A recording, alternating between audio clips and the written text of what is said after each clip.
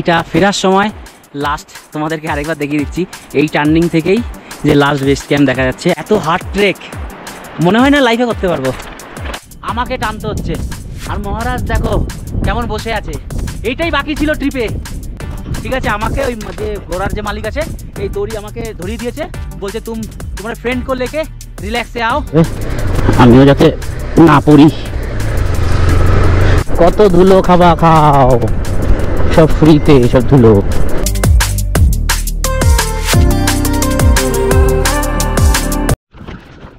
Good morning from Tilicho base camp. আর এটা কোথায় পড়ে? এটা পড়ে খাংসারে, আর খাংসারটা পড়ে নেপালে। তো যেরকম তোমরা আগের এপিসোডগুলো দেখেছো যে আমরা তিলিচো লেকে আমরা ভিজিট করেছি খুব কষ্ট করে। তো আজকে আমাদের এই ট্রিপ বলতে গেলে সাকসেস, যেহেতু আমরা কমপ্লিট করতে পেরেছি। আর এই মুহূর্তে আমরা বেস ক্যাম্প থেকে বেরিয়ে গেছি। এখন টাইম হচ্ছে 6:40। আর এখান থেকে last view of Tilicho base camp. তো এই হচ্ছে ব্যাপার। তো আমরা কি করেছি, আমাদের যে লাগেজটা ছিল, যদিও বা লাগেজ কম ছিল, তো এখানে ঘোড়া ইয়েতে যাচ্ছে, খাংসারে যাচ্ছে, যেখানে আমাদের বাইক রাখা আছে। তো সেখানে আমরা ঘোড়ার সঙ্গে সঙ্গে চলে যাচ্ছি। তো এই হচ্ছে ব্যাপার। আর এই ভিডিও আমাদের যেহেতু আসতে গিয়ে দেখিয়েছি, তার জন্য যাওয়ার সময় আমরা দেখাবো না। সেটা আমরা ওখানে যাব গিয়ে আমাদের আজকের যে ডেস্টিনেশন রয়েছে সেটা হচ্ছে টোটাল কাঠমান্ডু। তো কাঠমান্ডুতে কখন কি পৌঁছাবো সেটা অবশ্যই তোমাদের সঙ্গে শেয়ার করব। তো আসার দিনকে আমরা ঠিক এই টার্নিংটা থেকে বেস ক্যাম্পটা দেখতে পেরেছিলাম। তো খুব সুন্দর লেগেছিল যে আমাদের স্বপ্ন পূরণ হতে চলেছে। তো আর এইটা ফেরার সময় লাস্ট তোমাদেরকে আরেকবার দেখিয়ে দিচ্ছি। এই টার্নিং থেকেই যে লাস্ট বেস ক্যাম্প দেখা যাচ্ছে। আরেকটা ইনফরমেশন, তো এই যে রাস্তাটাই যে যাচ্ছে এইখান দিয়ে তিলাচল লেক কিন্তু যায়। পুরো রাস্তাটা আমরা দেখতে পাচ্ছি, বরফের পাহাড়টা আছে পুরো তার মিডলের মধ্যেই তিলাচল লেকটা। তারপর সমতল রাস্তা অনেকটা আছে।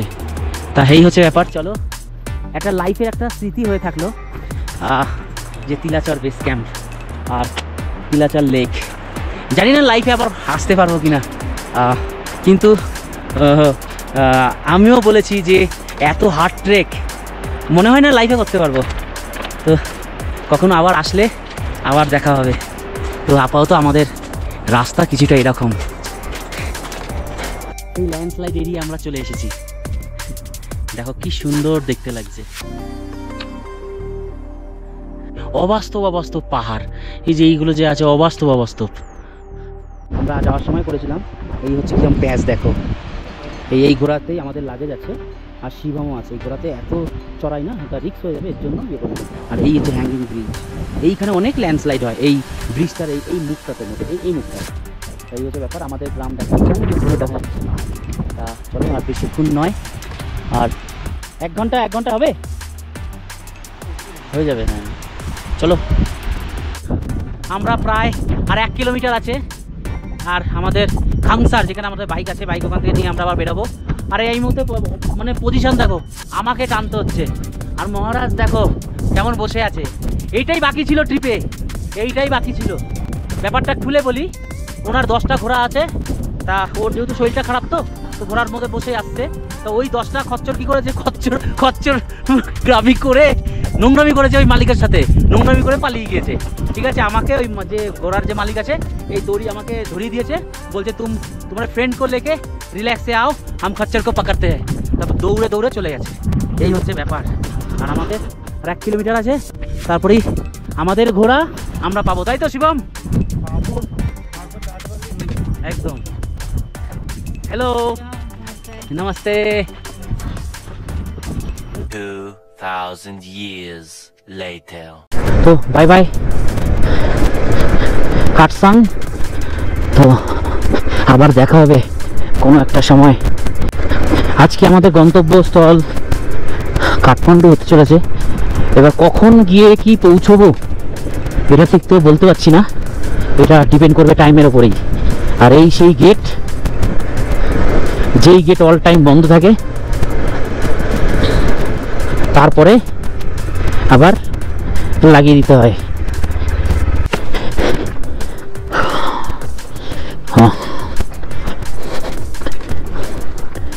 চাল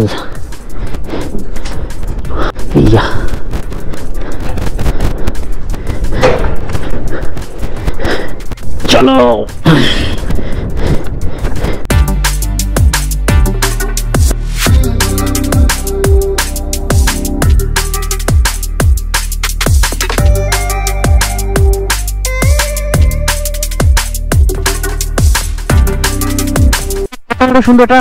খুব সুন্দর একটা ঝর্ণাটা, 7খানা মুখ হয় এটারের, কিন্তু এটা জল নেই বলে এখন তার জন্য সে মনে হচ্ছে ড্রেনের জলের মতো বেরোচ্ছে।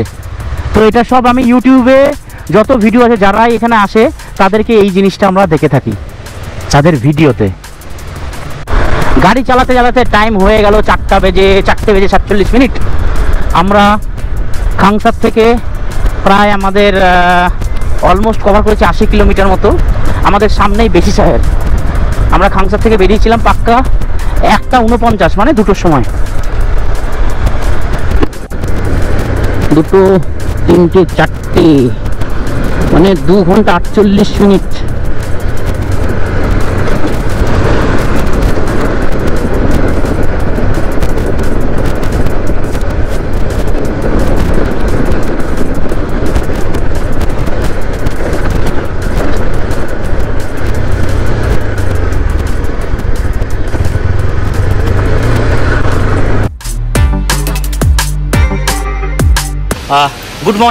Good morning from Lamjung. আজকে আমাদের 6 ডেজ, মানে এখানে 6 দিন হয়ে গেছে অলরেডি। তো এখন আমাদের যাওয়ার পালা কাঠমান্ডুতে কিছু সাইট সিইং করবো, তারপর বাড়ি ফিরবো। তো এখান থেকে কাঠমান্ডু ডিস্টেন্স আছে 283 কিলোমিটার, যেটা টাইম দেখাচ্ছে 8 ঘন্টা। আর হচ্ছে রাস্তা আপাতত সামনে থেকে ভালো। আর এখন দেখো নাচছে। যখন আমরা তিলাচল লেকে বেস ক্যাম্প থেকে যখন ট্রেকিংয়ে যাচ্ছিলাম, ওর হালাত মানে যাই অবস্থা, পাহাড়ের যে হাই সিকনেস হয়ে যায়, তো সেটাই হয়ে গেছিল। তো এখন সব ঠিকঠাক আছে। তো আমরা আরেকজনের সাথে পরিচয় করাবো, যেটা কিনা আমাদের একটা এই ট্রিপের ফ্যামিলির পার্ট হয়ে গেছে, সেটা কিনা হচ্ছে মাস্টারমশাই। তো আমাদের মাস্টারমশাই পরিচয় হয়েছে তিলাচর বেস ক্যাম্পের আগে থেকেই। তো ওনার বাড়ি হচ্ছে কলকাতায়। সত্যি বলছি, আমার লাইফে অনেকের সাথে পরিচয় হয়েছে লংয়ে গিয়ে, কিন্তু এরকম মনের মানুষ এরা পাইনি। আর সত্যি বলছি, মাস্টারমশাইকে খুবই মিস করবো, কারণ এই 4টে দিন পুরো আমরা একসঙ্গে, হ্যাঁ একদম। তা মাস্টারমশাইয়ের সাথে অবশ্যই যোগাযোগ হবে। আর খুব ইচ্ছা ছিল মাস্টারমশাই যদি আমাদের সাথে কাঠমান্ডু যেত, কিন্তু মাস্টারমশাই টাইমের জন্য যেতে পারছে না। তো অবশ্যই পৃথিবী গোল। তো আমাদের মাস্টারমশাই যেরকম আমরা ভালোবাসি রাইড করতে, মাস্টারমশাই কিন্তু প্রচণ্ড ভালোবাসে রাইড করতে। তো অবশ্যই একটা রাইডের প্ল্যান আমরা মাস্টারের সাথে আবার করবো। তো চলেন মাস্টারমশাই, তাহলে আসছি। ওকে, আমরা হোটেল থেকে বেরোনোর পরে কালকে রাত্রে হয়তো একটু বৃষ্টি হয়েছে, আমরা খেয়াল করতে পারিনি। তো এই হচ্ছে ব্যাপার। চলো, চেষ্টা করতে হবে আমিও যাতে না পড়ি। চলো চল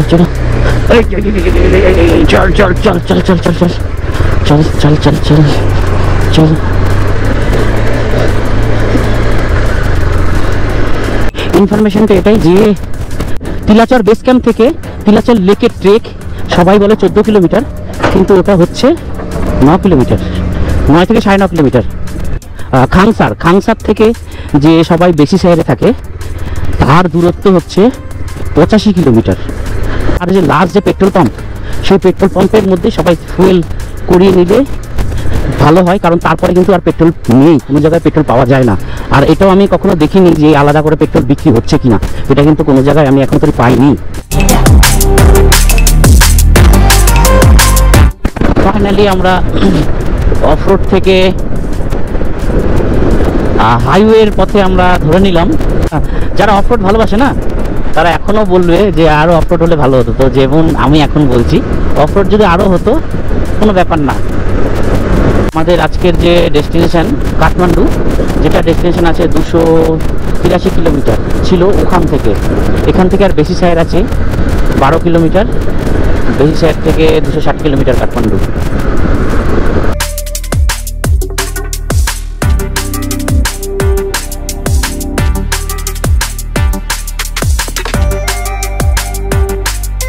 তো এই মুহূর্তে আমরা পৌঁছে গেছি বেশি শহর। আমাদের আর অফ রোড বলতে কিছুই নেই, সব এখন অন রোড। এই হচ্ছে বেশি শহর। এখানে যত দেখছো সবই বেশিরভাগটা এখানে হোটেল, আর যত বিদেশিরা আছে না, তা সব এখান থেকে ট্রেক শুরু করে বেশিরভাগটা। মাঝখান থেকে সেই যাবে লামজুং, লামজুং থেকে মানাং, মানাং থেকে তারপর সেই তিলাচর। বাপ রে বাপ, ভাই ক্ষমতা আছে। শিবমের টায়ার দুটোই চেঞ্জ হবে, কারণ দুটো টায়ারের অবস্থাই খুব খারাপ। আর প্ল্যানিংটা এইভাবেই করা হয়েছে আমাদের, যে আমার যেরকম অফরোডের টায়ার লাগানো আছে না, তো ও সেরকম অফরোডের টায়ার লাগাবে।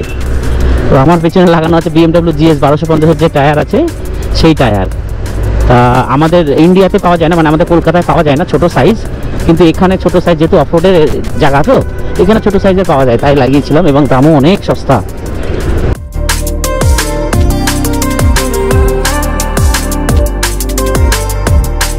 আমাদের এখান থেকে কাঠমান্ডু ডিস্টেন্স দেখাচ্ছে 138 কিলোমিটার।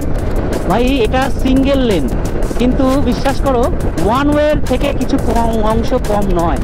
তা আমরা এত সুন্দর স্পিড ক্যারি করছি যে বলার কথা না। আমার থেকে শুভম আগেই আছে, আর টাইম আমরা অনেকটা কভার করেছি। প্রথমে টাইম দেখাচ্ছিল 4:30, হ্যাঁ, আর এখন দেখাচ্ছে, যদিও আবার দাঁড়িয়েছিলাম 4:24 এখন দেখাচ্ছে।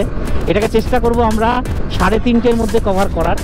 তো চলো দেখা যাক। আর এখানকার হাইওয়ে তো যেরকম আমরা জানি এরকমই, আর কাঠমান্ডু থেকে পোখরা যাওয়ার দিকেই শুধু ওয়ান ওয়েটা আছে। কিন্তু সত্যি বলছি, যদি সুপার বাইক থাকতো না, কি কর্নারিং ভাই নেওয়া যেত। তা কোনো অংশ কম কর্নারিং নিচ্ছি না আমি আমার এই অ্যাডভেঞ্চার বাইক নিয়ে।